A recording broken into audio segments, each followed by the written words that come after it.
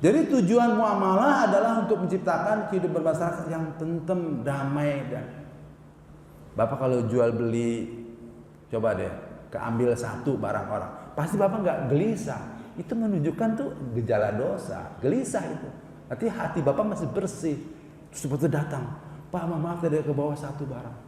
Itu adalah kontrol hati sebenarnya. Nah intinya adalah muamalah itu apa? Tolong menolong, ta'awanu 'alal birri, tolong menolong kebaikan. Wala ta'awanu 'alal ismi wal 'udwan, bukan dalam perbuatan dosa. Jadi berdasarkan ayat ini, tolong menolong yang diperintah Allah Subhanahu wa taala, tolong menolong dalam kebaikan. Salah satunya adalah memenuhi kebutuhan hidup manusia. Sebab itu manusia diperintahkan untuk menggali semua sumber ekonomi. Ya kan? Gitu.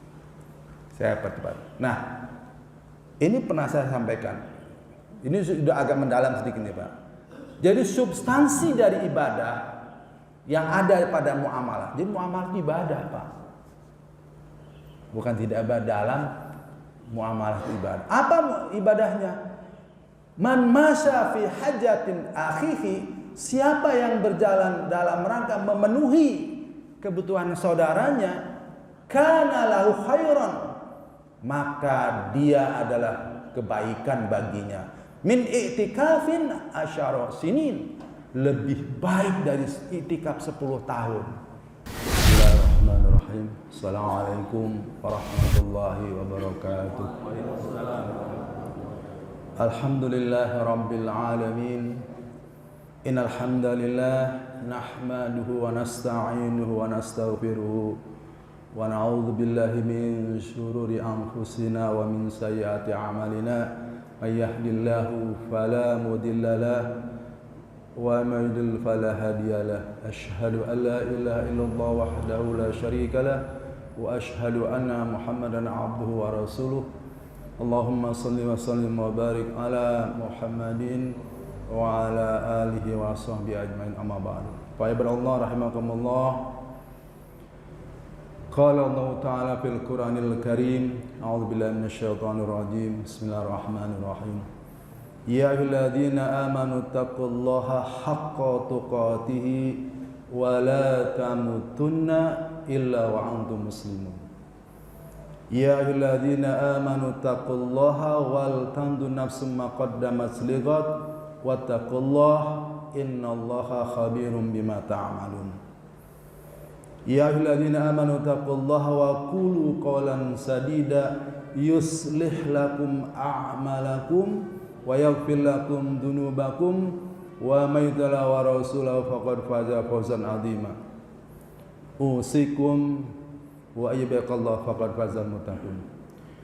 Alhamdulillah, Bapak-bapak, Ibu-ibu, kaum muslimin wal muslimat rahimakumullah, kita patut bersyukur karena pagi ini kita masih dibangunkan Allah Subhanahu wa taala bila salat subuh berjamaah, dan tidak semua orang Bapak Ibu dibangunkan oleh Allah Subhanahu wa taala untuk bisa hadir ke masjid.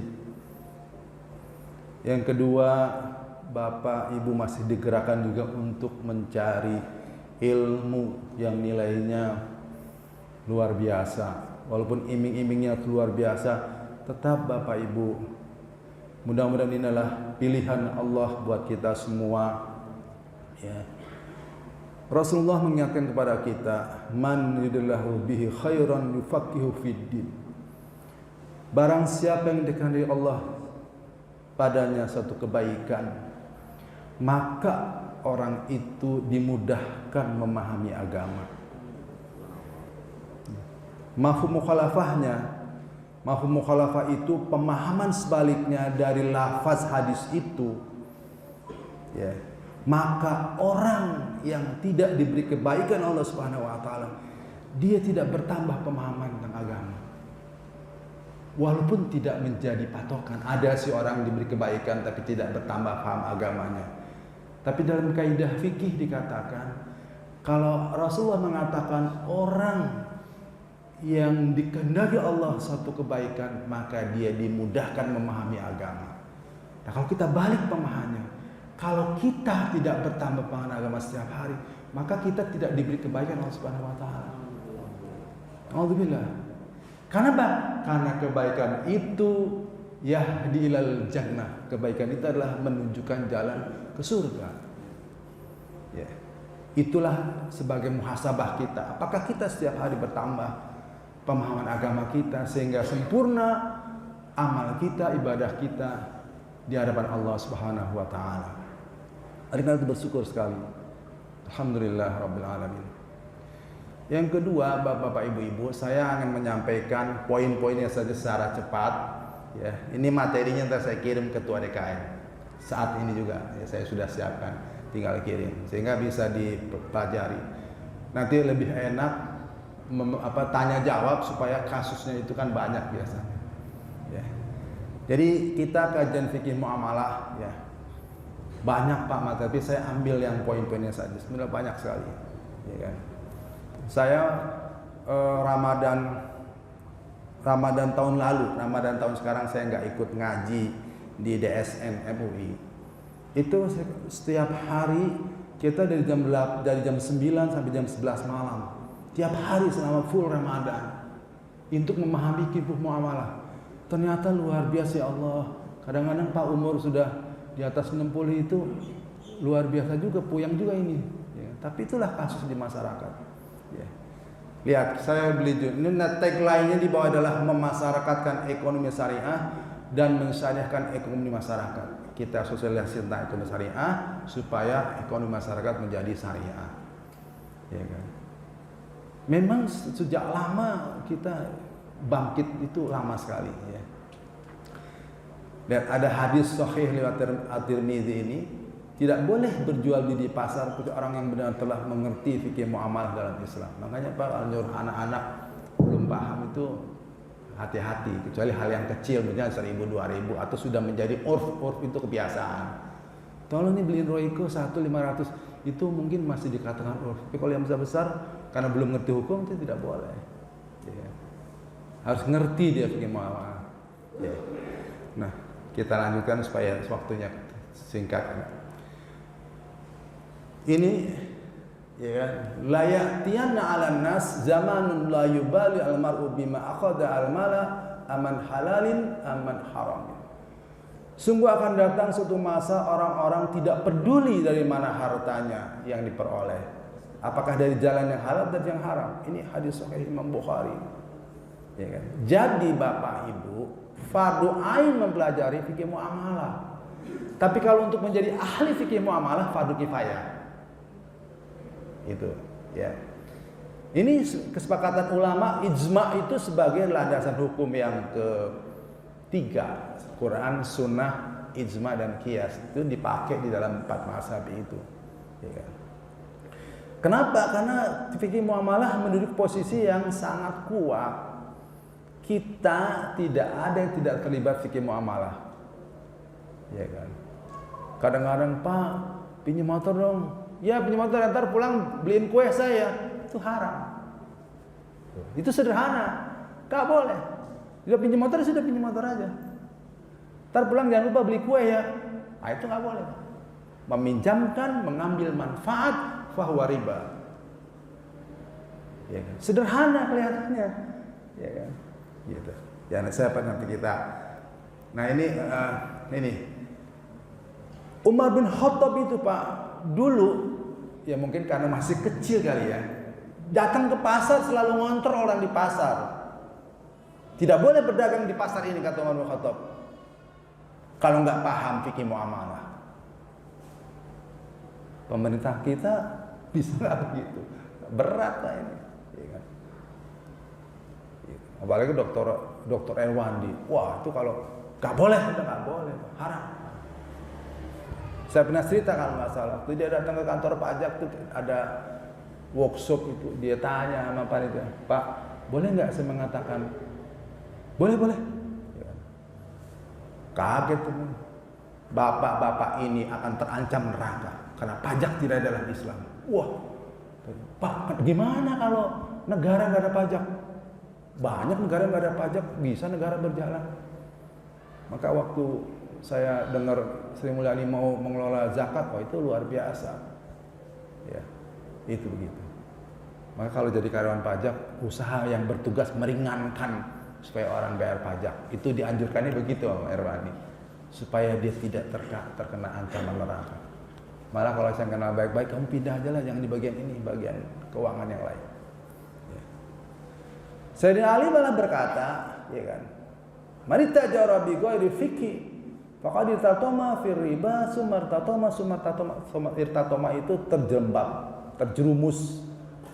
Siapa yang berbisnis tanpa mengetahui fikih muamalah, maka ya pasti terjerumus ke dalam riba, kemudian lebih terjerumus lagi dan terus terjerumus, makin dalam dia terjerumus praktik ribanya. Ya. Nah, oleh karena itu Pak, manfaat belajar muamalah dalam Islam. Jadi kita ini memenuhi kebutuhan jasmani. Orang dari pagi sampai sore itu dominan bagaimana mendapatkan harta untuk kebutuhan jasmani, sehat jasmani. Tapi sehat rohaninya sering terlupakan atau sekedarnya. Itu. Untuk mengetahui hukum-hukum fikih tanpa perlu apa masalahnya, kaidah-kaidahnya. Misalnya di perusahaan industri makanan daging sapi 10 ton kecampur daging babi setengah on, haram dia Pak jadinya. Ya, haram. Kecampur nggak sengaja. Apalagi perusahaan kan, kalau perusahaan asing kan nggak kenal halal haram. Dia memang pisahkan yang bagian. Haram. Pada setengah on atau lebih kecil, sapinya 10 ton, tetap haram. Ya. Sesuatu yang asalnya halal diragukan keharaman, maka dia halal. Kaidahnya kalau ngerti. Ini roti atau jangan beli roti di situ. Campur minyak babi loh. Kita pakai kaidah aja. Roti itu asalnya terigu.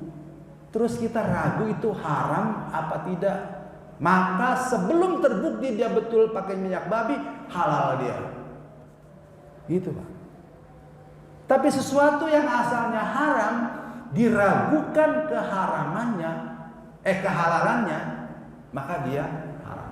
Misalnya bacon bacon. Bacon itu Pak aslinya daging babi dicampur daging sapi.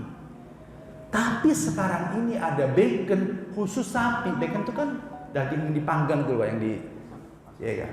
Sekarang ada bacon sapi full 100%. Tapi asalnya bacon itu babi dicampur sapi. Maka kalau sesuatu yang asalnya haram, bacon berarti asalnya haram, Pak.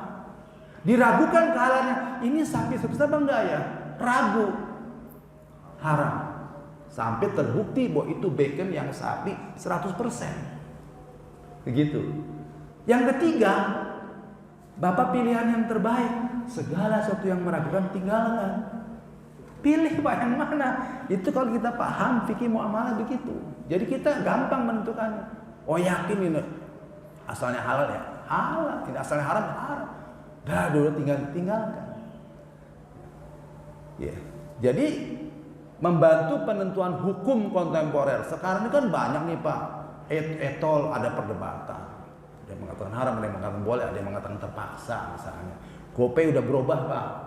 Tadinya haram sekarang halal. Ya, gimana ya? Nanti kita akan jawab ya. Nah ini Pak ruang lingkup pembahasan. Jadi muamalah itu dilihat dari perilaku orangnya, yang kedua dari objek barangnya. Ya. Jadi di perilaku barangnya ada muamalah adabiah, ada muamalah madiyah. Madiyah itu judul, maksudnya itu objek maksudnya, ya kan.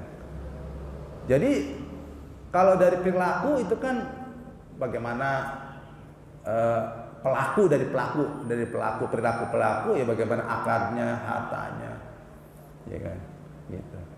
Saya pernah menjelaskan kalau nggak salah, yang paling gampang itu ada pria wanita yang satu suami istri, satu bukan suami istri. Perilakunya tuh sama Pak, hubungan pria wanita bebas sebebas-bebasnya sama. Tapi yang satu halal, yang satu haram. Kenapa? Karena ada akad. Akad cuma acapan. Qabiltu nikah, aku terima nikahnya, halal udah. Ya kan? Walaupun ada Pak uruf tuh adat atau kebiasaan sudah lazim yang dibolehkan. Misalnya gini, Pak saya beli gorengan 10, kan enggak aku terima uang kan gitu Pak ya. Itu namanya uruf, itu boleh gitu ya kan. Tapi ada yang akan memang harus ditulis dan harus dilisankan. Ya kan? Tidak semua akad itu begitu. Itu namanya sudah diurufkan gitu. Ya kan? Jalan itu kan kita pasti di kiri, sudah jadi urf. Kalau kita jalan pasti sebelah kiri, makanya setirnya sebelah kanan. Kalau di Saudi atau di Amerika kan sebelah kiri supirnya. Itu jadi urf, nggak ada di syariat Pak. Jadi urf menjadi landasan hukum. Siapa yang melanggar hukum, dia melanggar ketentuan. Nah, itu namanya sumber hukumnya dari kebiasaan. Jadi tidak semua adat itu tidak dipakai, hukum bisa dipakai. Makanya di Minang ada adat Basrikan Sara. Ya kan? Ada juga Basrikan Sara tapi jadi landasan hukum.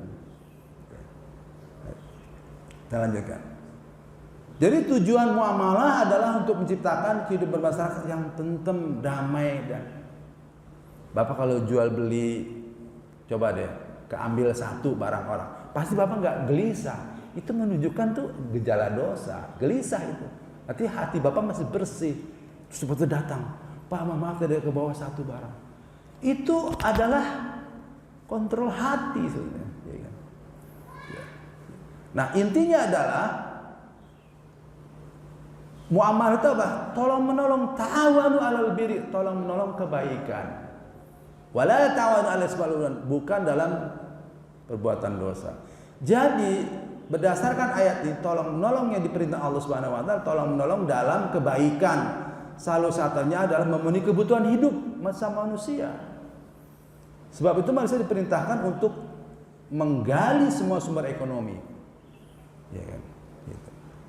Saya percepat. Nah, ini pernah saya sampaikan. Ini sudah agak mendalam sedikit nih Pak. Jadi substansi dari ibadah yang ada pada muamalah. Jadi muamalah itu ibadah Pak. Bukan tidak ada dalam muamalah itu ibadah. Apa ibadahnya?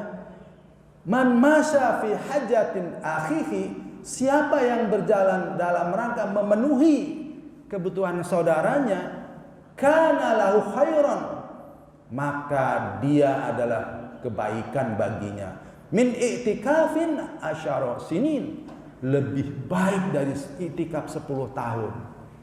Pengen Pak, kalau ada orang perlu modal dibantu, ya, itu Pak. Ya tentu dengan akad, dengan berbagai macamnya itu. Jadi itu muamalah, ibadah intinya. Siapa yang berhutang, maka yang memberi hutang itu sebelum dibayar dia pahala setiap hari sampai hutangnya lunas. Dan orang yang berhutang jangan sekali-sekali tidak punya itikad tidak membayar hutang. Allah sulitkan bayar hutang. Tapi kalau punya itikad yang kuat, ya Allah ingin bayar hutang, ya Allah kalau rezeki mudah bayar hutang. Jadi bayar hutang, tapi orang sekarang kan enggak Pak. Kadang-kadang ditagih hutang lebih marah daripada yang menagih. Ya kan? Kenapa macet? Karena itikad membayar hutang itu kurang atau bahkan tidak ada. Matlubul ghani zulmun, orang yang mampu menunda bayar hutang zalim dia. Zalim. Ya kan? Bahkan kalau hutangnya enggak terbayar, nggak bisa dia ngegantung, nggak bisa masuk surga walaupun 1 rupiah. Ya. Jadi Bapak Ibu, orientasi muamalah dalam Islam pertama profit penjual, benefit bagi pembeli, manfaat. Beli barang nggak manfaat. Oleh karena itu Bapak Ibu kalau mau beli barang tanya, ini kebutuhan apa keinginan? Kalau keinginan tunda Pak, tunda. Kalau kebutuhan beli. Sering orang keinginan, tapi bukan kebutuhan. Akhirnya nggak kepake barangnya. Banyak sepatu, beli sepatu nggak kepake deh. Karena cuma keinginan aja. Ya kan? Jika kita mau beli barang, pikir dulu ini butuh apa, sekedar ingin hati saya. Dilihat apa, kalau butuh beli. Ya. Kedua, kemaslahatan umat. Ketiga, perbedayaan sosial. Alhamdulillah Pak Al-Muhajirin, tugas edukasi masjid, ya, mencerahkan, mencerdaskan jamaah di sekitar masjid ini. Minimal 50 rumah sana, tetangga masjid tuh. Ya. Tempat ibadah sudah pasti. Masjid adalah tempat ibadah, tempat edukasi, pendidikan. Ketiga, tempat sosial. Jangan sampai di sekitar masjid ini ada orang nggak sekolah, tidak bisa bayar SPP, takmir masjid ditanya oleh Allah Subhanahu Wa Taala. Iya, makanya pengurus masjid itu harus rajin-rajin survei, jalan-jalan bersama RT RW untuk mensejahterakan masyarakatnya. Yang keempat, berkurangnya pengangguran atau hilangnya pengangguran.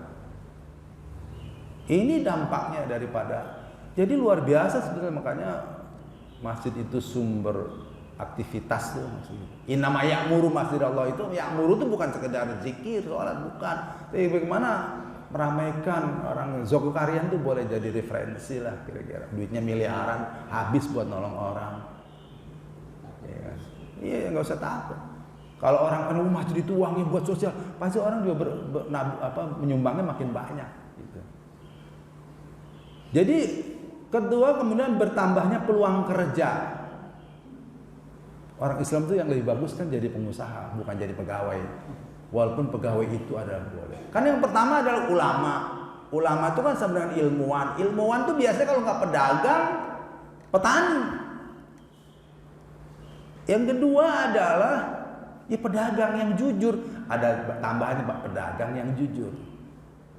Yang ketiga, petani yang baik. Yang keempat adalah pegawai yang baik. Itu stratifikasi sosial dalam masyarakat Islam begitu. Pertama ilmuwan. Coba lihat Pak, kiai apa itu pasti dia kalau enggak dagang buku, kan ditulis bukunya. Atau dia petani kalau di kampung. Kiai itu petani. Ya kan? Kiai Nur Ali itu hidupnya nanam sendiri, sawah sendiri, enggak pernah beli dia. Ya, hasil tangannya sendiri. Yang terakhir, mengelola dan mengoptimalkan sumber daya alam, ya tadi itu. Ya kan? Jadi marilah kita tanamkan. Kami di rumah kami melalui lembaga sosial kami itu kini ada 62 orang pedagang kaki lima yang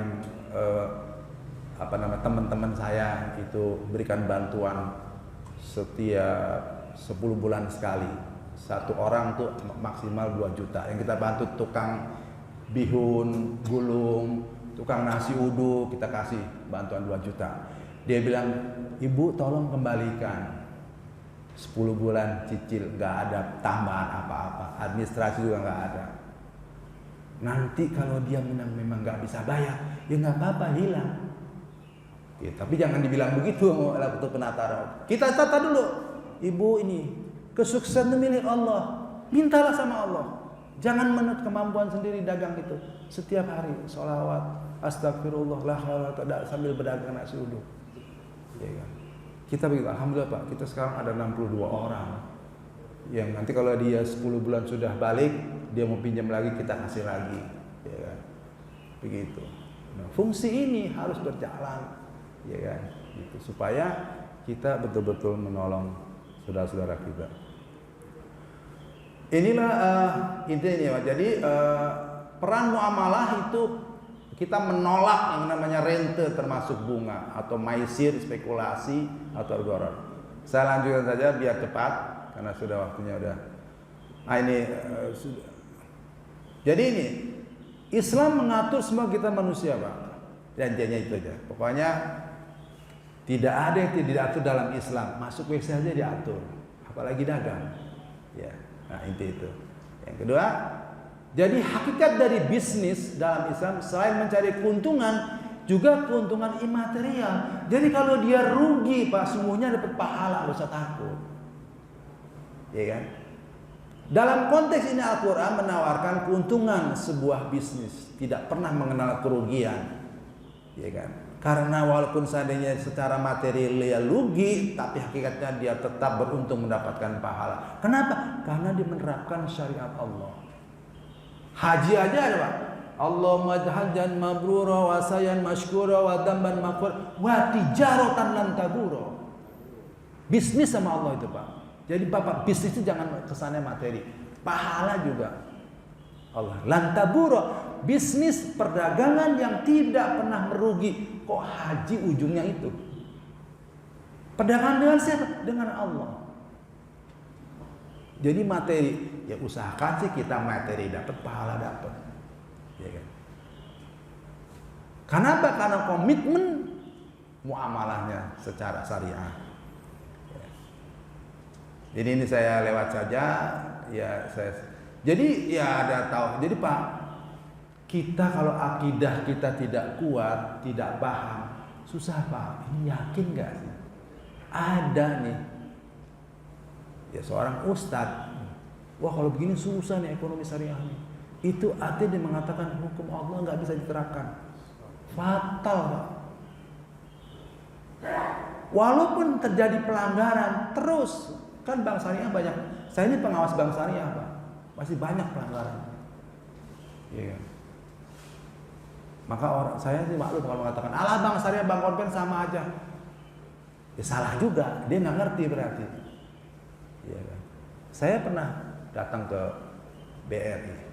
Ini gimana nih kalau ada masalah ini? Wah Pak nanti gini-gini rate kami. Kalau dia bicara rate, customer bicara rate atau kemudian dia udah salah, nggak boleh Pak. Istilah saja sudah tidak boleh. Makanya BPRS diganti, bukan bank perkreditan, bank pembiayaan rakyat syariah. Tapi kalau konven masih bank perkreditan rakyat. Karena kalau meminjam nggak boleh ada kelebihan. Kalau meminjam, walaupun kelebihannya itu cuma kue, nggak boleh.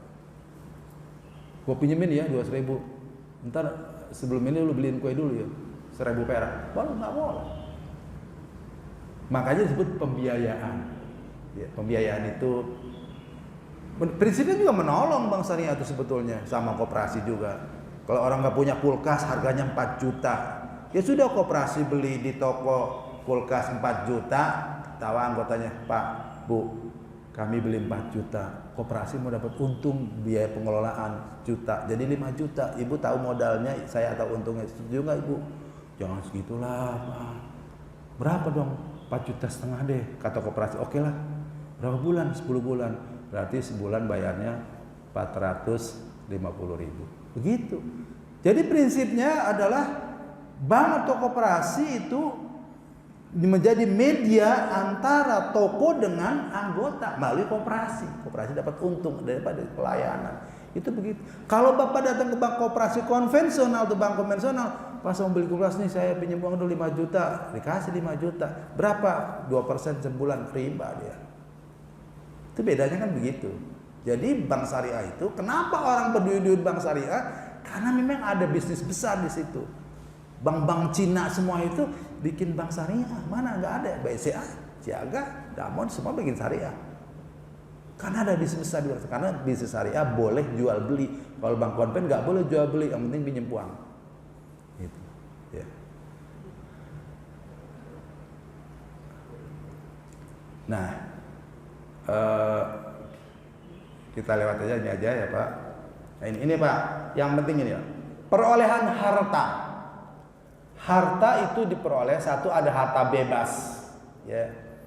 Itu misalnya rumput di hutan atau kayu di hutan atau ikan di laut atau burung di udara, kan bebas itu. Walaupun sekarang hutan juga ada batasannya, laut juga ada batasannya kalau asing gitu, kalau regional atau nasional enggak. Peralihan dengan sendirinya. Pertama, harta melalui transaksi atau akad. Ini peralihan dengan sendirinya. Apa? Harta waris. Bapak dapat waris kan nggak pernah usaha apa-apa, tiba-tiba dapat harta aja itu waris. Iya kan? Ini banyak masalah Pak.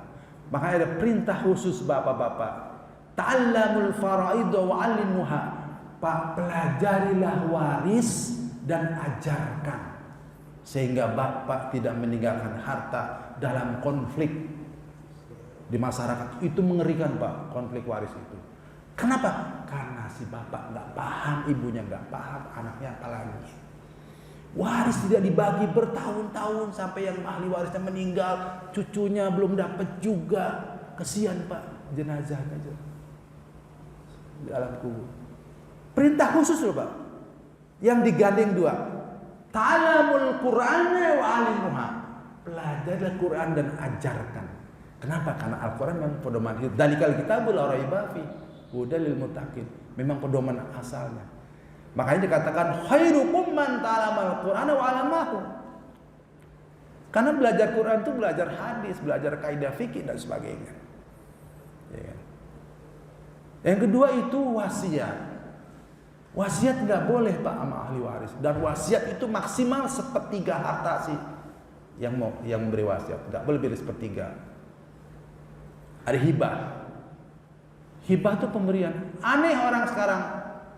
Kalau ada anak nanya gini, Pak bagi warisnya sekarang aja. Bapaknya masih itu anak kurang ajar Pak. Loh bapaknya masih hidup nanya warisan.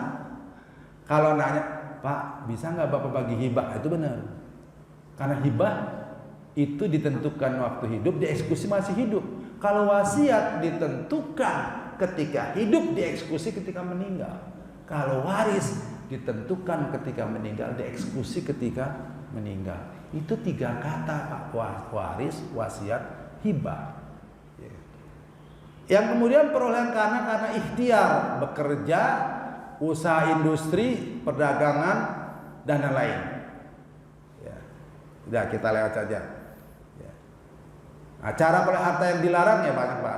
Pemaksaan, penipuan, perampasan, menjual barang palsu. Nih jual barang. Bapak tidak boleh beli Levi's mereknya palsu, jangan Pak, haram Pak. Bapak kalau punya perusahaan celana mereknya Momentum, terus dipalsu orang, Bapak rela nggak? Nggak mau. Walaupun itu punya orang asing, nggak boleh kita memalsu merek Pak. Kan banyak tuh jualan merek di Tanah Abang itu.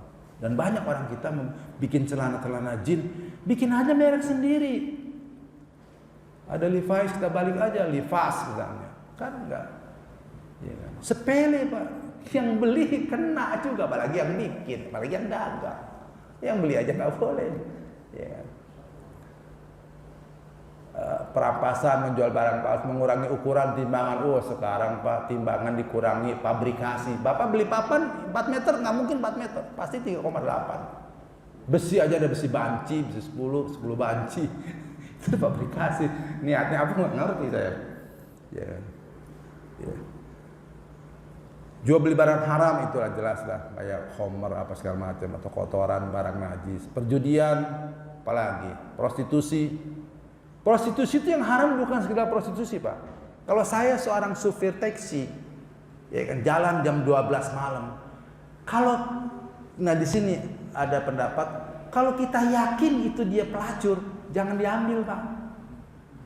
Itu uang lender, dia pasti dapat uang haram. Kita nggak boleh mengambil data kalau tahu, tapi kalau nggak tahu gitu ya, kita nggak ada pikiran apa-apa, ada perempuan malam-malam kita naik aja, walaupun dia pelacur, kita nggak tahu namanya. Tapi kita yakin di Mangga Besar dan situ orang jam 2 malam naik taksi, itu nggak benar. Nggak boleh, ya kan? Bukan sekedar prostitusinya, uang hasil prostitusinya aja kita tahu, itu kita jangan ambil, ya kan? Mengambil kesempatan dalam kesempitan harta gulu. Tahu nggak harta gulu Pak?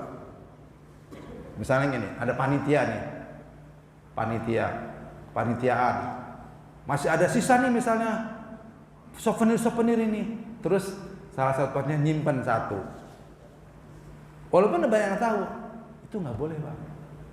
Tetap harus dimusyawarahkan bersama panitia, ketuanya, Pak ini ada sisa barang, gimana bagi siapa? Kalau dia ambil tanpa musyawarah terus pengetahuan, itu harta gulu, harta haram.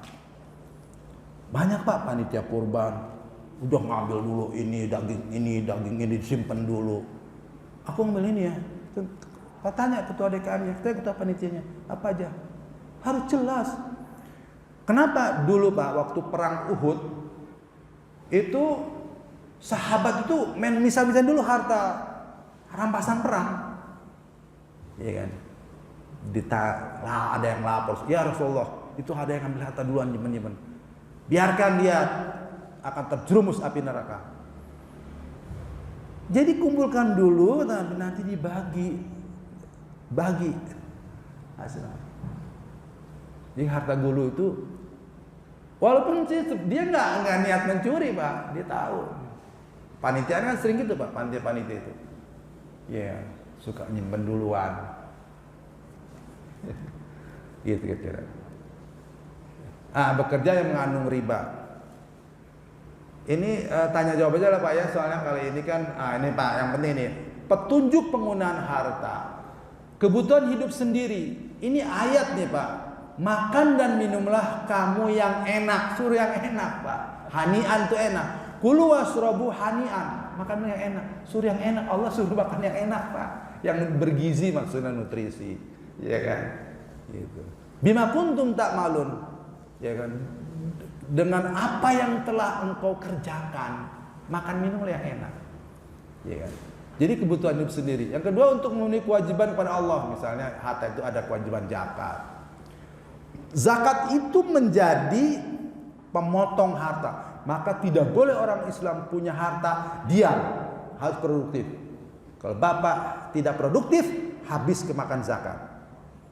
Maka kalau ada anak yatim yang kaya, bapaknya kaya dia yatim, nah harus ibunya terutama, dia harus mengerti kedudukan harta. Karena udah jatahnya masing-masing, jatah istrinya, jatah anaknya. Maka jagalah anak yatim jangan sampai habis dimakan zakat. Usahakan produktif harta anak yatim itu. Ya kan? Kedua, kewajiban keluarga, Bapak lihat nanti di Al-Baqarah 267-233. Kemudian kepentingan sosial, ya kan? Bapak punya harta, ada hak orang lain, sosial, disitulah, ya kan? Gitu. Sekian itu Pak, biar tanya jawab nanti udah mau jam 6 nih Pak, ya kan? Saya terserah Pak, jam berapa aja nggak masalah. Kebetulan saya siang ini agak kosong, ya kan? Nah ini riba kan sudah paham sebetulnya ya. Ini kan riba menurut Ibnu Rus itu ada 4 hal. Ya, tidak boleh terjadi pelebihan dan penundaan, pelebihan padanya juga bersamaan. Nanti kita ini. Nah kemudian ini aja yang langsung. Jadi ada riba fat. Riba fat itu adalah transaksi jual beli maupun penukaran barang-barang yang menghasilkan riba. Jumlah akan berbeda. Misalnya gini, kalau lebaran sering tuh Pak ya, kita nuker 10.000 ya, dapatnya 9.000, itu nggak boleh. Ya itu namanya riba fat, ya kan? Riba. Ada riba iyad. Riba iyad itu misalnya nih, seorang membeli mobil secara tunai 100 juta, kemudian kalau mau kredit 120 juta, tapi nggak ditentukan. Atau begitu dalam perjalanan, saya beli cash aja deh. Gak boleh Pak, harus pilih salah satu. Ya sudah 100 juta, ya sudah 100 juta cash. Gak bisa udah 100 juta di jalanan, Pak saya kredit aja 120 juta. Gak boleh Pak. Itu namanya riba iyad. Banyak begitu Pak. Saya gak jadi, inilah kredit tunai tunai aja saya bayar tunai. Gak boleh, ya kan? Gitu. Ya. Kemudian riba nasiah. Ya, ini gampangnya, yang paling gampang kartu kredit, Pak. Kartu kredit itu kalau jatuh tempo pasti dia kena denda atau bunga. Itu nggak boleh, ya kan? Jadi seorang meminjamkan emas, misalnya meminjamkan emas. Nanti bayarnya saya minta bayar 3 bulan lagi ya, bayar tunai aja lah, nggak usah pakai emas lagi. Begitu pada waktunya, Pak emasnya naik, Bapak harus kasih tambahan, nggak boleh. Sebetulnya lebih enakan pinjam emas, bayar emas, harga emasnya berbeda, tetap dia dapat sama nilainya, tapi nilai uangnya berbeda. Ya, itu namanya riba nasiah riba. Ya kan? Yang keempat riba qard, riba pinjaman tadi. Kalau Pak saya pinjam motor, nanti kamu pulang beliin kue, itu nggak boleh Pak. Apalagi pinjam 100 bayar 110 nggak boleh. Tapi banyak kasusnya itu kan bukan di keuangan aja Pak, di soal makanan, jasa itu banyak di masyarakat. Ya. Yang kelima riba jahiliyah, ya itu pinjaman, yang umumnya pinjam 100 bayar 150. Ya.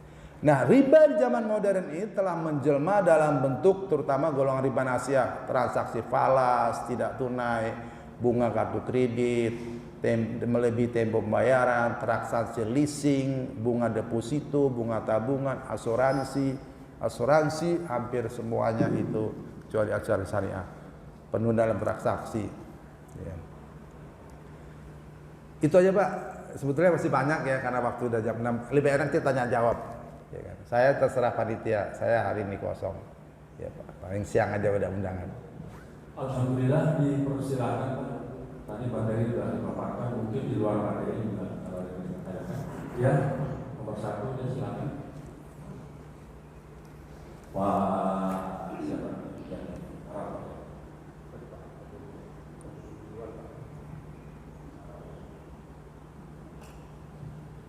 Ya, terima kasih Pak Jabar. Assalamualaikum Ustaz. Alhamdulillah, mudah kasih warahmatullahi wabarakatuh. Simpel aja Ustaz, saya mau nanya sekarang yang fenomena sekarang terkait dengan logam mulia atau emas kan. Di Pegadaian atau dimanapun juga sekarang mengenal yang namanya tabung emas. Nah, setahu saya emas ini kan sifatnya kan memang barangnya barang ribawi ya Pak. Apakah boleh kita nabung emas tapi tanpa kita melihat fisik emasnya, hanya tertulis kita nabung 1 gram, 1 gram, 1 gram, begitu sampai 10 gram baru kita dapat fisiknya. Dengan mungkin harga yang saat nabung itu kita seolah-olah dengan harga saat itu. Itu jasa. Langsung aja ya biar nggak lupa. Emas kan harus tunai ya. Gini, dulu emas itu adalah alat tukar. Uang emas dari mana asalnya Pak? Bukan dari Islam, dari Romawi. Dipakai oleh Rasulullah. Ngambil. Ada dinar itu. Romawi. Ya kan? Tapi tetap dia alat tukar. Maka alat tukar, ya kan? Gak boleh beli emas itu tidak tunai. Ini asalnya nih Pak. Misalnya Pak, saya mau beli cincin. Berapa segramnya? 1 juta. Cincinnya berapa? 5 gram, 5 juta. Ya kan? Ya sudah, yang dibayar itu ongkos pembuatannya aja. Kan dibentuk ya, ongkos pembuatannya aja. Nanti begitu jadi cincinnya, baru jual beli emasnya. Nih, saya beli emas. Sekarang emas itu menjadi komoditi, menjadi barang. Maka kalau beli barang dicicil boleh. Itu ada pendapat begitu, iya kan? Itu fatwa DSN juga begitu. Jadi menghadapi kan kalau fikih bisa berubah, Pak. Yang nggak bisa berubah itu syariat, gitu loh, iya kan? Saya sih lebih setuju yang berpendapat bahwa kalau kita beli emas itu, kalau dia nyicil, ya ada emasnya. Saya ini agen, walaupun nggak aktif Pak, saya ini agen, bukan agen, reseller emas, dagang emas. Kalau emas saya beli, ada saya sediakan 0,1 gram saya sediakan. Sini nabung, nih emasnya 0,1 gram. Kan dia punya si A, kalau 1 gram jadi 1 gram, ditukar 1 gram. Bahkan nggak harus. Ada yang punya berapa 0,1, ya kan?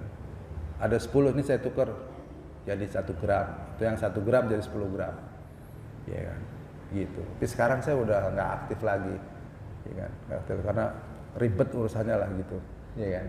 Jadi ada yang membolehkan. Kenapa? Karena emasnya dianggap komoditi, bukan alat tukar. Gitu. Kalau saya sih masih ikut yang udahlah, kalau memang menabung emas ya perlihatkan 0,1 gram begitu. Ya. Walaupun ada yang membolehkan. Begitu perkembangan kontemporer begitu, mutakhir gitu. Ya. Tapi kalau dia sebagai alat tukar, ya. Makanya sekarang menurut fatwa DSN, kalau kita punya falas valuta asing, jual beli valuta asing, ya kan, maka tidak boleh lebih dari 2 hari. Saya sekarang beli dolar, sekian, nanti ya bayarnya lebih dari 2 hari, nggak boleh, sudah riba. Karena dianggap bukan jual beli, sudah menukar. Karena ini bergerak terus, ya, menukar. Apalagi kalau seminggu bayarnya nggak boleh, dia kan berubah nilainya, gitu. Sebagai alat tukar, makanya kalau kita ke money changer kan saya nukar, bukan mau beli. Itu juga berkaitan dengan iktikad. Gitu ya. Gitu ya intinya, Mas ya.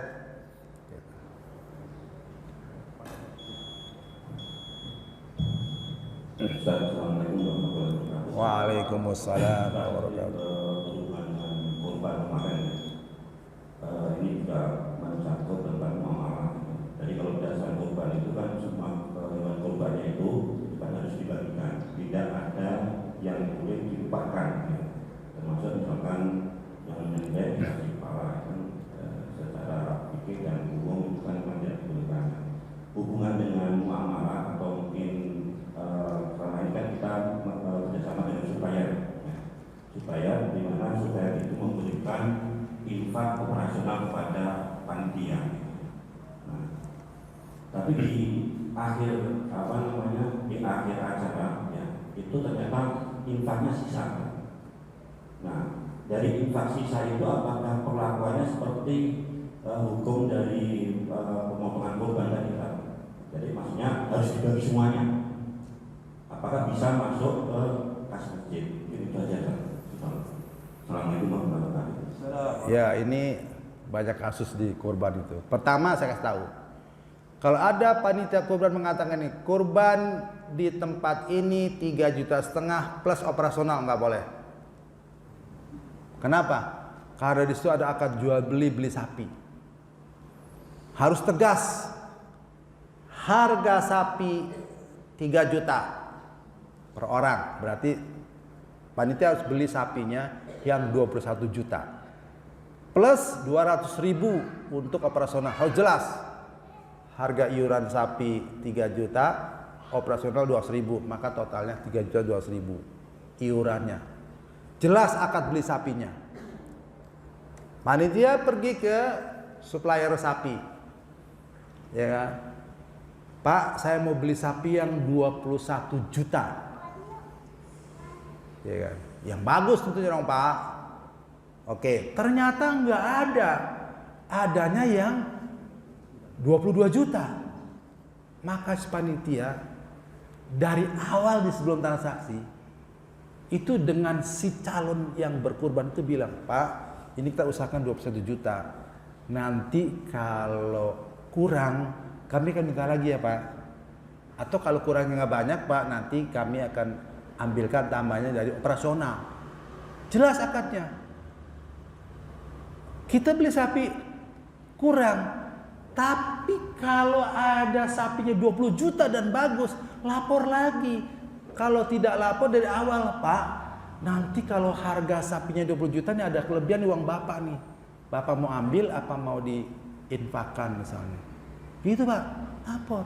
Itu dari awal diberitahu begitu. Di tempat saya begitu. Ya. Kan panitia itu apa sih? Wakalah akadnya. Wakalah itu mewakilkan yang berkorban. Tetap haknya diberikan. Hak sepertiga yang korban, hak untuk hadiah sepertiga, yang sepertiga untuk fakir miskin. Kalau sapinya 300 juta, 300 kilo, berarti kan 100 kilo yang punya yang korban. Pak, 100 kilo dibagi 7 berapa? Ada yang bilang, Pak, wah saya nggak ngambil. Ya nggak apa-apa, tapi haknya diberitahu. Tapi kita, Pak, sebetulnya kalau sapinya 300 kilo, 100 dibagi 7. Tapi kebijakan panitia, Bapak yang kurban dikasih 5 kilo aja Pak, nanti dikasih tambah 3 kantong buat hadiah. Bagaimana Pak? Oh ya setuju. Harus diminta persetujuannya. Jelas akadnya Pak. Ya kan? Jadi di tempat saya dapat 5 kilo ditambah plus 3 kantong. 3 kantong itu buat siapa? Kali ada saudara kita yang perlu dikasih hadiah, yang sisanya untuk fakir miskin di kampung itu.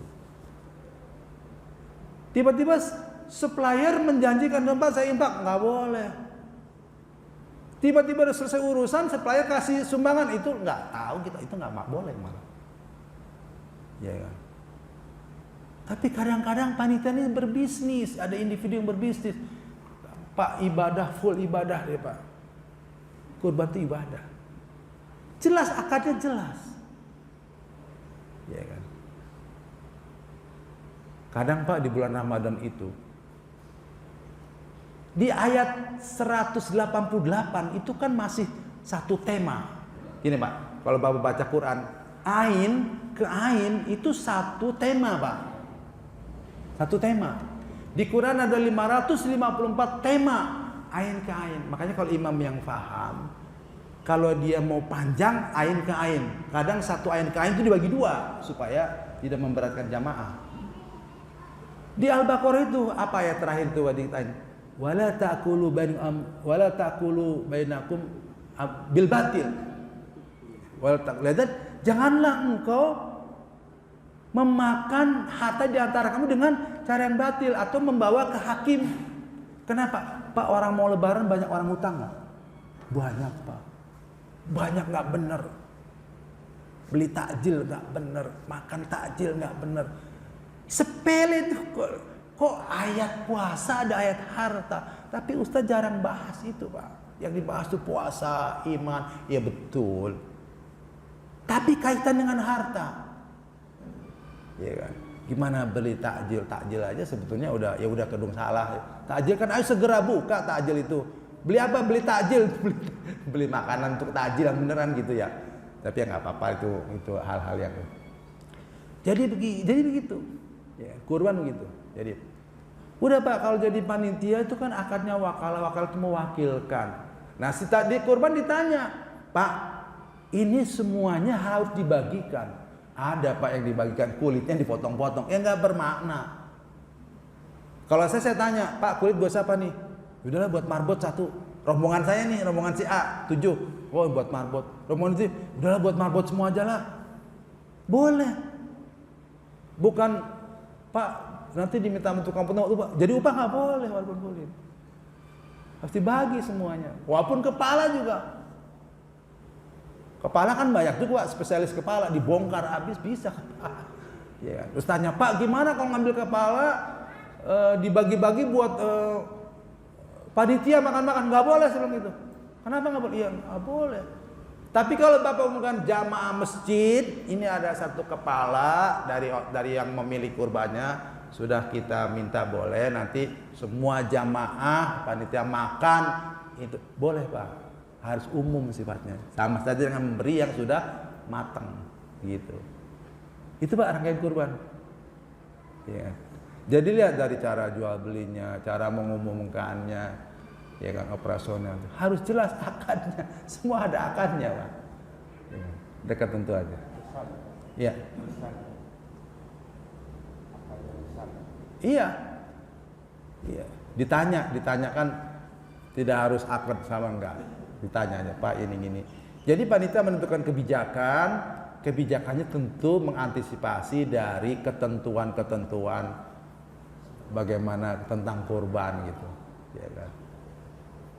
Sama Pak harus dikaji zakat. Itu kan zakat kan wah, ya kan, macam-macam juga pendapatnya. Tapi kita sebagai masjid mengantisipasi.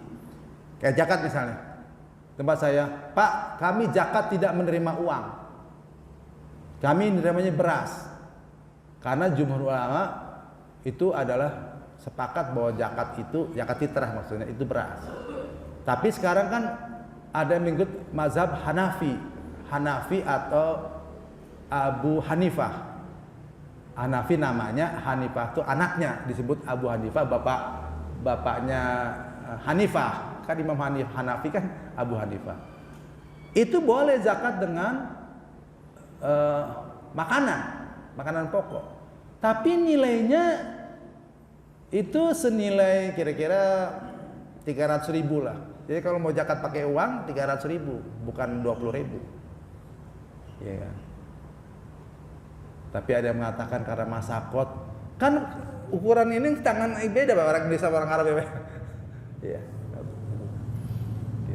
Nah, tapi kita gimana tuh, Pak? Kami sediakan beras yang 3 kilo. Jadi kalau Bapak mau pakai uang, udah Pak beli aja di sini berasnya, ya kan? Harganya Bapak berapa biasa pakai berasnya? Oh, yang sekilo misalnya 30.000 atau sekilo 15.000. Ya udah kita sediakan jenis-jenis berasnya. Tapi niatnya bukan bisnis, Pak, membantu, memudahkan, melaksanakan. Karena zaman Nabi kan ada uang, walaupun ada ijtihad baru, zakat dengan uang boleh katanya masakot supaya memudahkan.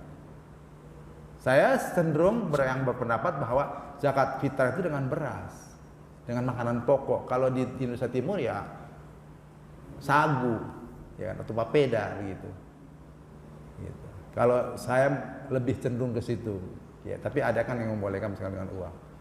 Katanya kan nanti, loh jangan katanya nanti kan dia lebih baik dengan uang praktis. Bukan begitu cara berpikir. Contohnya begitu. Ya, nanti kalau dia mau kasih uang ada zakat mal, kasih. Tempat saya kasih berapa? Kasih 100.000. Kasih berasnya 5 kilo tiap orang. Kan gitu. Ya. Ini harus ditata, Pak, harus ditata. Ada yang lain nggak? Cukup ya? Udah cukup ya? Masih kurang puas? Assalamualaikum Pak Ustaz. Dengan semakin perkembangan teknologi ya istilahnya di dunia dan sebagainya, kita juga belum, saya juga belum tahu bagaimana kaitannya dengan misalnya investasi kripto atau Bitcoin yang sekarang malah juga tahun-tahun milenial justru menggandrungi. Mungkin Pak Ustaz bisa menyampaikan apakah itu sesuatu yang halal atau sudah ada fatwa ulamanya. Itu saja yang bisa ya. Waalaikumsalam warahmatullahi wabarakatuh. Pak, kripto Bitcoin haram menurut fatwa majelis ulama. Titik, sudah. Tapi kita tidak tahu ke depan seperti apa ijtihad para ulama ini. Karena ulama Timur Tengah ada ulama yang membolehkan. Itu dahsyat kan. Gitu. Memang Pak, luar biasa Pak. Misal kayak IMBT Pak. IMBT itu sama dengan leasing. IMB itu ijarah muntahiyah bitamlik, sama dengan leasing. Leasing itu kan haram. Maka OKI, Majelis Fikih OKI mengharamkan IMBT. Tapi Pak, fatwa Majelis Ulama Indonesia membolehkan IMBT. IMBT itu Pak, orang mau beli motor sewa dulu.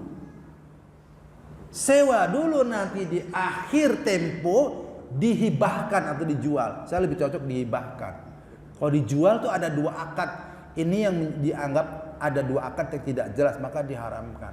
Maka kalau direktur tanya sama saya, Pak, Ketua Dewan Pengawas Syariah, gimana nih Pak? Sebenarnya kalau kamu tanya saya sarankan jangan IMBT, bikin aja murabahah, selesai. Tapi kalau kamu melaksanakan itu, saya nggak bisa ngelarang. Kenapa? Karena fatwa DSN-nya ada. Kalau saya ngelarang, saya dipecat sama DSM MUI. Iya. Saya kan termasuk orang yang vokal juga kalau di musyawarah DSN MUI itu. Pak Taufik, pokoknya ikut aja fatwa DSN. DSN itu udah dikaji sedemikian rupa. Begitu Pak, saya ditegurnya. Makanya saya nggak berani melarang.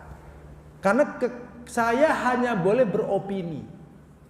Opininya harus berdasarkan fatwa DSN MUI. Ya. Nah, maka menurut fatwa MUI, kripto Bitcoin itu haram. Apa alasannya? Antara lain Pak, kalau dia Bitcoin diberlakukan, BI diabaikan, OJK diabaikan, karena bisa individu dengan individu. Nggak ada lagi lembaga yang berwenang tuh nggak lagi. Mati itu tuh lembaga keuangan itu, karena bisa individu. Tinggal yang menang adalah pemilik modal. Itu kripto Bitcoin. Ya Pak.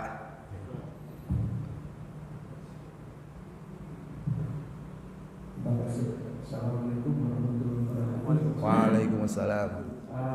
Pak Ustaz, terkait dengan BMT kita, pertama itu statusnya kan kooperasi syariah.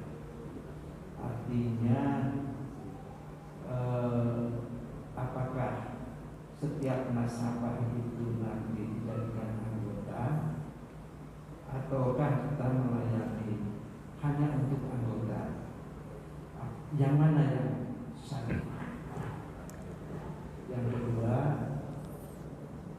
terkait dengan selama kopi di nasabah kita kan sering dihadapkan, banyak dihadapkan pada kesulitan untuk membayar cicilan, sehingga banyak yang mengalami restruktur atau penjadwalan.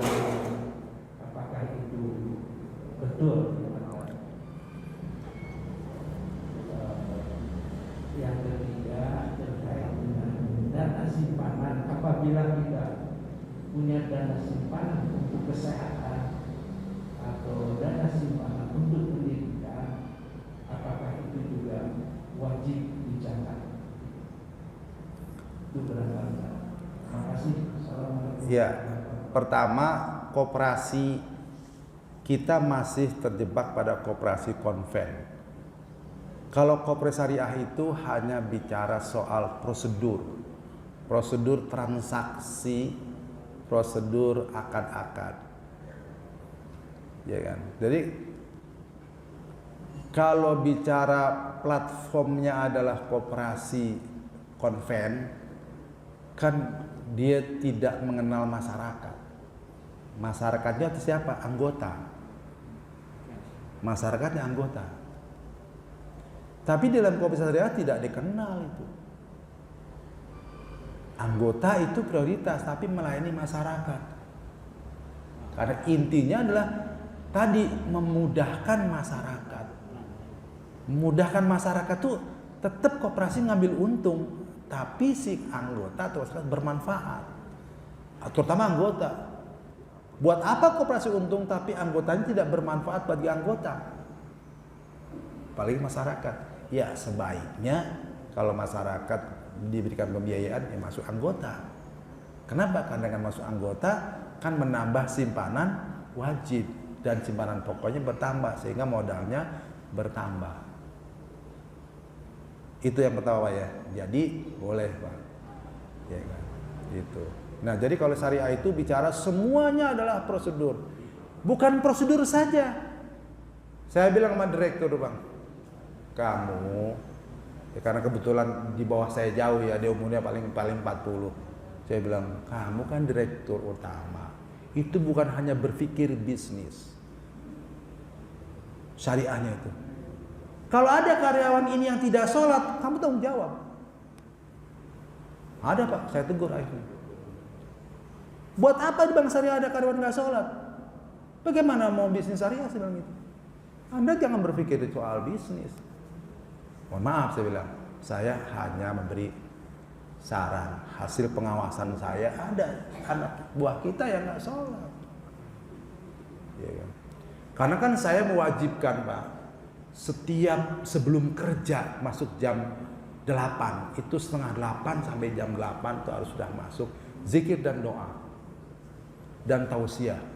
Kadang saya ngasih tausiah 10 menit atau 15 menit. Ya.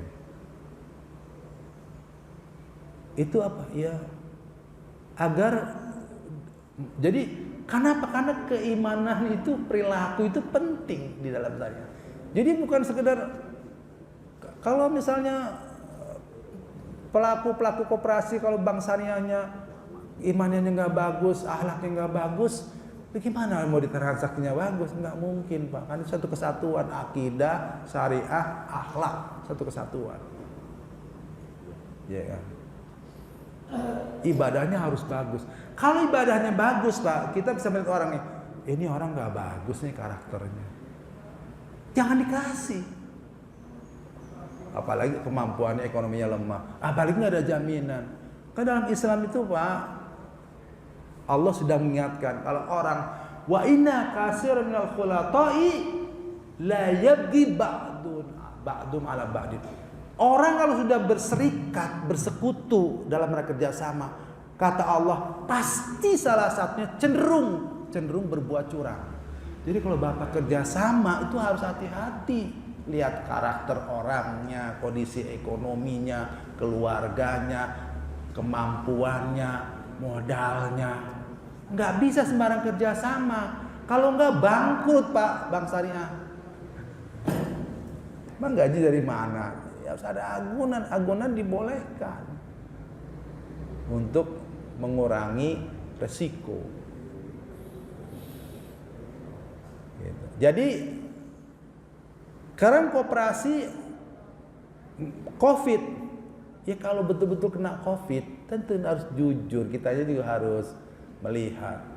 Ya kita bantu, kita robah menjadi restrukturisasi. Kalau dia restrukturisasi masih nggak mampu, tapi benar-benar nggak mampu,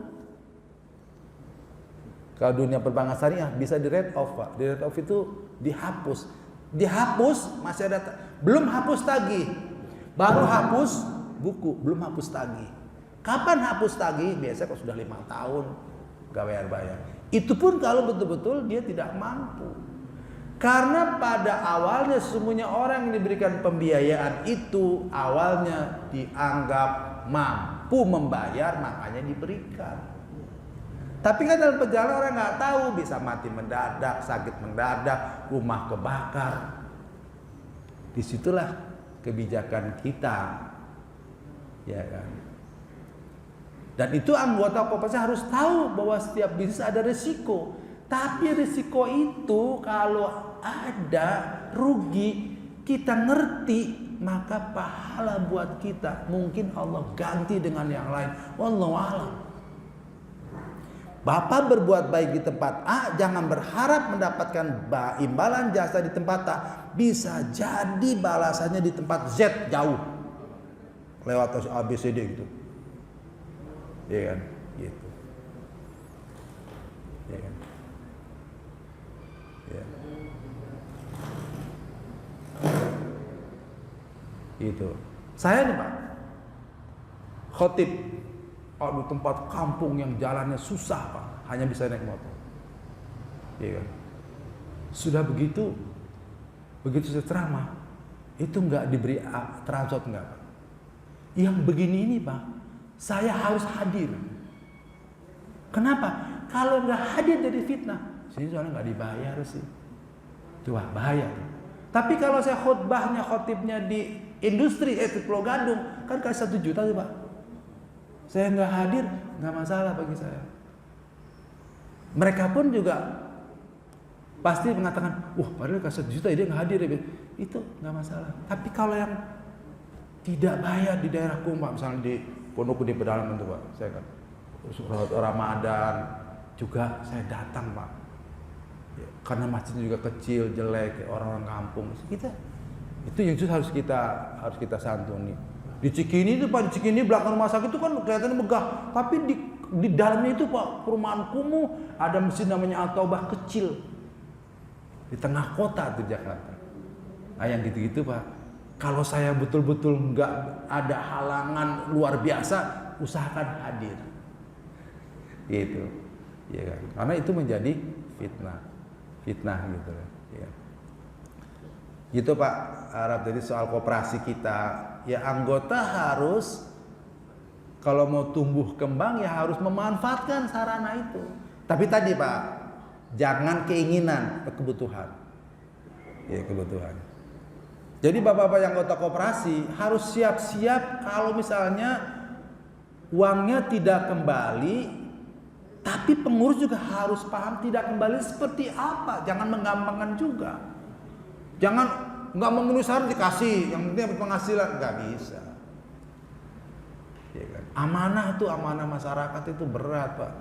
Di dunia ini kelihatannya enteng, di akhirat Pak ya Allah, di hari kiamat nanti para pedagang itu Pak banyak yang ke neraka. Ya kan? Kecuali jadi orang yang kerjasama Pak itu cenderung berbuat curang. Ya, kemudian kata Allah, ilal ladzina amanu wa amilus sholihat wa qalilum mahum. Kecuali orang beriman dan beramal soleh, dan itu sedikit. Jadi Pak, Bapak baca ya di surat Shad ayat 24 ya Pak ya. Surat Shad Bapak baca. Itu firman Allah Pak, bukan kata saya. Ya kan? Jadi orang yang kerjasama cenderung berbuat curang, kecuali orang yang beriman dan beramal soleh, dan itu sedikit. Jadi Pak, artinya orang beriman dan beramal soleh itu sedikit yang tidak cenderung kepada kecurangan. Pak, jangankan masyarakat, level ustadz Pak luar biasa.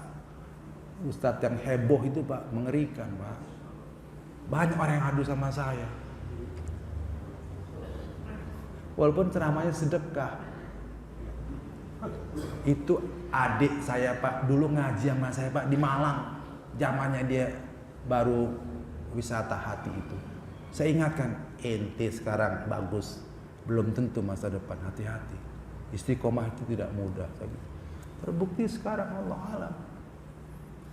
Nggak pernah ketemu lagi, udah kaya raya dia. Makanya Pak, setiap hari kita mengatakan Allahumma ihdinas siratal mustaqim. Ya Allah, tunjukkanlah aku jalan yang istiqomah. Seperti siapa? Siratal ladzina an'amta alaihim. Jalan yang engkau beri nikmat. Ghairil maghdubi, bukan jalannya orang yang sesat, misalnya Nasrani misalnya. Atau yang kau murkai orang Yahudi misalnya. Tiap hari Pak 17 kali. Ya kan? Gitu. Jadi oleh karena kenapa Pak kita disuruh istighfar. Habis subuh istighfar 100 kali. Ya kan? Tambah istighfar. Ada yang lain Pak? Ya, silakan.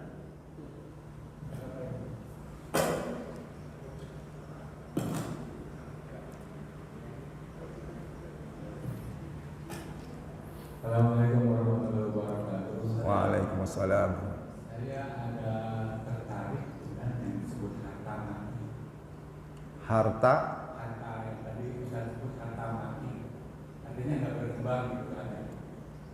Jadi contoh ada, saya punya tanah di satu daerah. Yang berkembangnya daerah itu tadinya berupa sawah, Pak Ustaz. Yang berkembangnya daerah itu air tidak mengalir ke dalam sawah saya itu. Jadi akhirnya hanya jadi kilalang-kilalang aja. Dan itu berjalan sekian tahun. Apa ini disebut harta mati?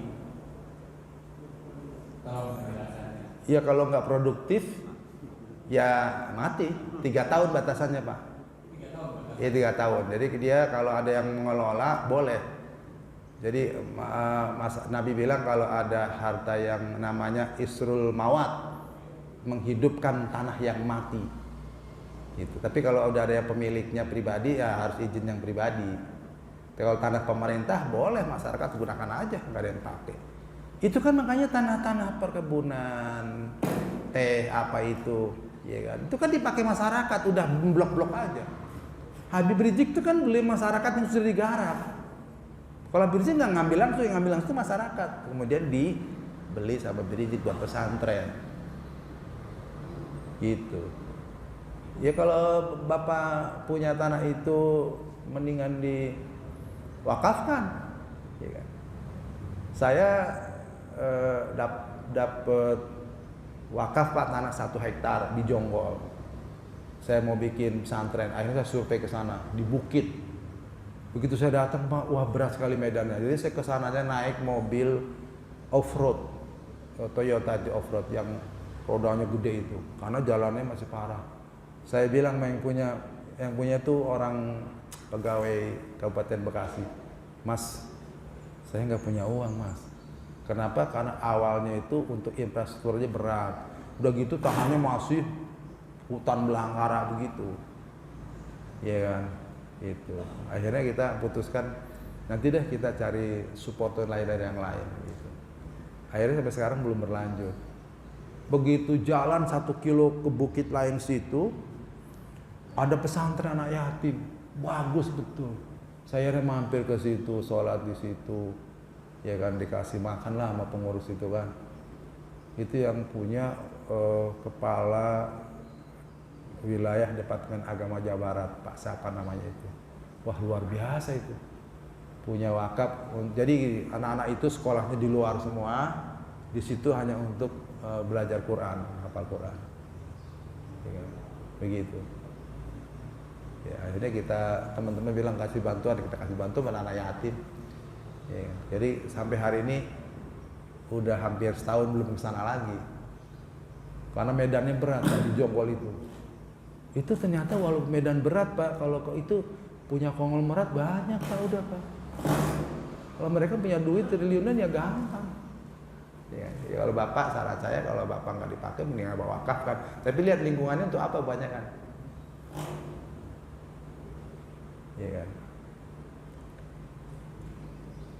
Dipatahnya 3 tahun Pak Ustaz ya? Iya 3 tahun. Kalau di fikih begitu 3 tahun. Makasih Pak Ustaz. Iya. Assalamualaikum warahmatullahi wabarakatuh. Waalaikumsalam warahmatullahi. Ini satu lagi boleh? Pak? Boleh, 2 lagi juga boleh Pak. Ya, terima kasih. Mungkin saya kaitannya dengan muamalah. Sekarang kan sudah kita ketahui maraknya penjualan melalui online, Pak Ustaz. Iya. Jadi bagaimana itu hukumnya ya? Karena kita kan beli itu tidak melihat wujud barangnya, hanya berupa gambar-gambar. Ini mungkin di antaranya ada yang mungkin kecewa ketika barang itu diterima tidak sesuai dengan yang apa yang ditawarkan ini ya. Nah, itu jadi dari segi kualitas atau dari segi barangnya itu tidak memenuhi harapan. Pertama itu bagaimana hukumnya jual beli online. Yang kedua ada namanya di bursa efek itu adalah jual beli saham ya. Itu bagaimana kan itu nampaknya itu ada unsur spekulasi sehingga itu jual beli saham itu kan jual beli uang. Bagaimana menurut fikih dalam hal ini? Terima kasih. Assalamualaikum warahmatullahi wabarakatuh. Yang pertama ya jual beli online itu kan ada namanya kriteria barang, ya kan? Itu kalau di istilah fikih itu ada istisna namanya. Istisna itu pesan barang atau salam. Jual beli salam itu adalah barangnya tidak ada, yang ada speknya. Bayarnya boleh bayar dulu, boleh juga terakhir. Ya kan? Kalau sekarang COD istilahnya, ya kan? Itu boleh, Pak. Ya kan? Tapi di situ dituntut kejujuran pedagang juga dan kesepakatan kita. Tapi sekarang online kalau tidak salah kan bisa komunikasi, Pak.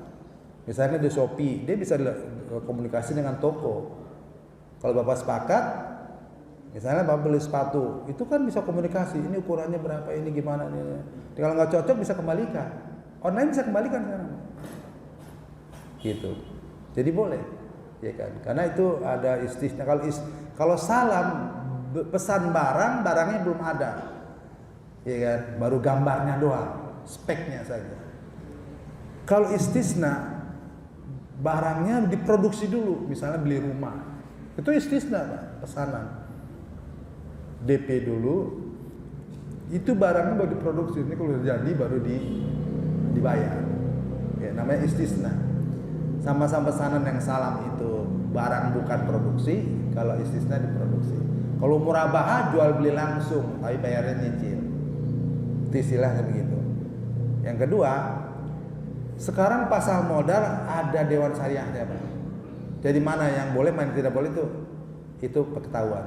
Dan ada daftar perusahaan mana aja yang boleh. Saya nggak hafal, ya kan. Namanya sekarang ASPM tuh Assessment Pasar Modal. Jadi dia pengawas syariah di pasar modal. Ya. Ya. Jadi ada sekarang syariahnya. Semuanya ada pengawas syariah. Itu pendidikan sendiri. Ya kan? Gitu. Sekarang saya diminta perusahaan makanan untuk menjadi auditor halal dan thayyib. Itu harus sertifikat sendiri, Pak. nggak sama dengan perilaku di perbankan. Jadi saya belum bisa diterima sebelum ada sertifikat perusahaan industri. Tapi yang punya perusahaan minta saya bilang, saya pengawas syariah di perbankan atau di koperasi, di pasar modal belum, saya bilang. Di perusahaan makanan belum. Itu doang, makanan juga ribet juga. Apalagi sekarang ada Depak, ada MUI, macam-macam lah. Ujungnya udah soal duit Pak. Gitu Pak ya. Saya nggak hafal juga perusahaan yang mana saham yang boleh, mana saham tidak boleh. Nah tadi ada kelupaan tadi itu. Soal zakat Pak. Misalnya saya punya uang, punya saham di perusahaan misalnya 50 juta. Ya, ini kalau di keuangan ya. Saya punya tabungan deposito di bank lain 20 juta, di bank lain 50 juta. Total berarti 120 juta. Di total aja. Nah, itu zakatnya diambil sendiri aja, Pak. Jadi dia hitung sendiri aja yang punya sahamnya itu. Jadi misalnya di koperasi ini punya modal kerja atau punya simpanan wajib berapa? Simpanan wajib kan sekali doang. Simpanan wajib misalnya udah 10 tahun, berarti kan kalau 10 tahun 6 juta. 6 juta ya. Atau modalnya 200 juta lah, kan berarti kan 206 juta.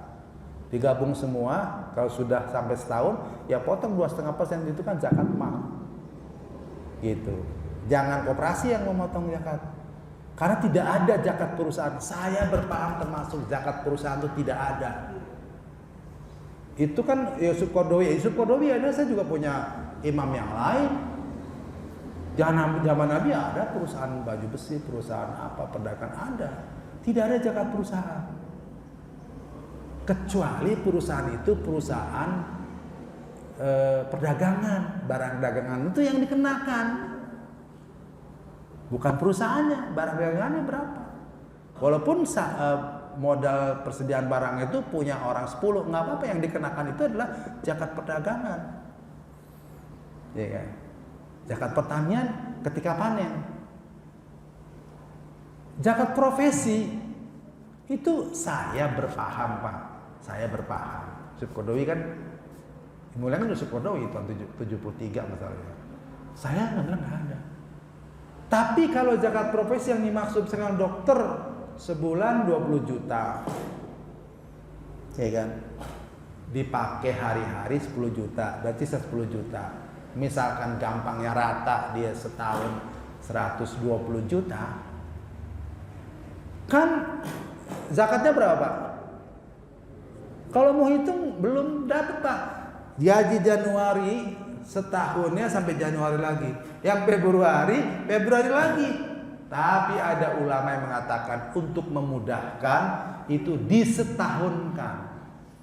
Kan pajak gitu Pak, pajak itu niru Islam Pak, disetahunkan berarti yang Januari 10 juta, Februari 10 juta, Maret 10 juta, maka setahun 120 juta kali 2,5% zakat. Dan zakat mal tidak harus bulan Ramadan Pak.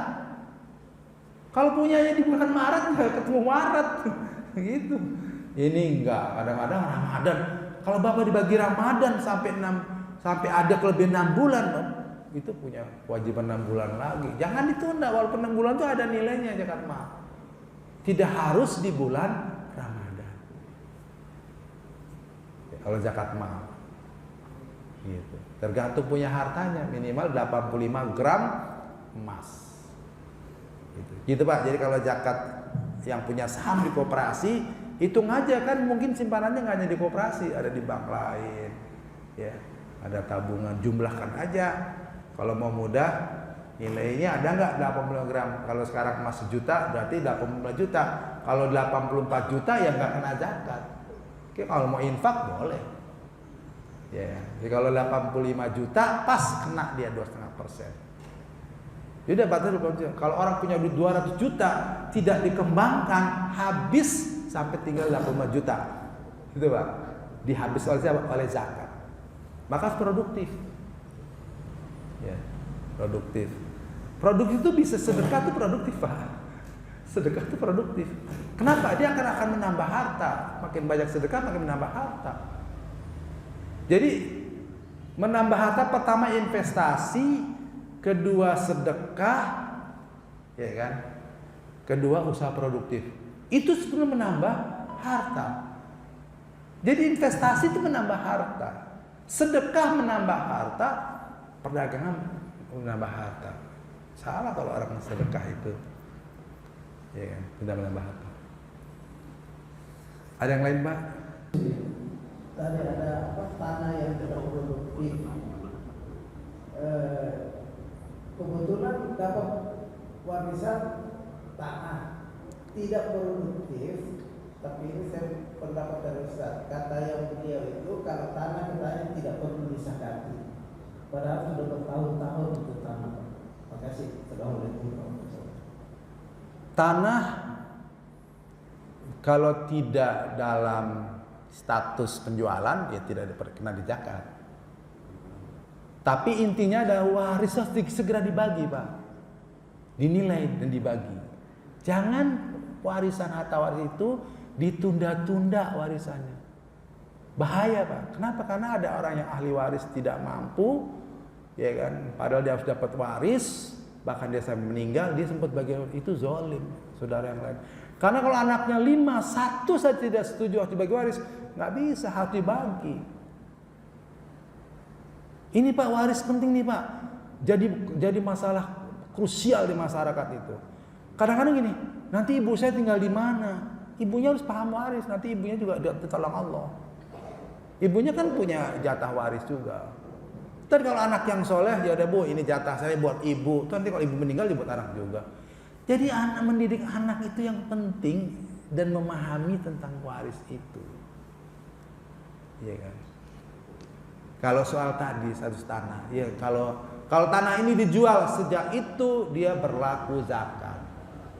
2 tahun dia nggak laku, begitu 2 tahun laku zakatnya ya 2 tahun. Ya Pak, barang dagangan namanya itu. Mobil juga begitu. Begitu dia dijual, itu udah barang dagangan, kena zakat dia.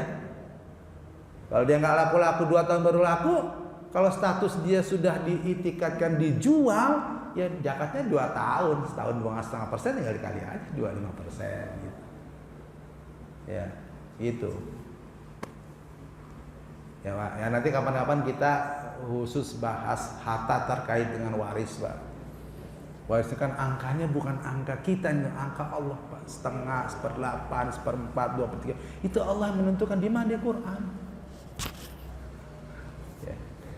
Demikian Bapak-bapak, Ibu-ibu. Mohonnya kalau ada yang kekurangan itu dari saya sebagai manusia dan dari setan yang negatif. Kalau yang baik semuanya insya Allah alhamdulillah dari Allah Subhanahu wa taala.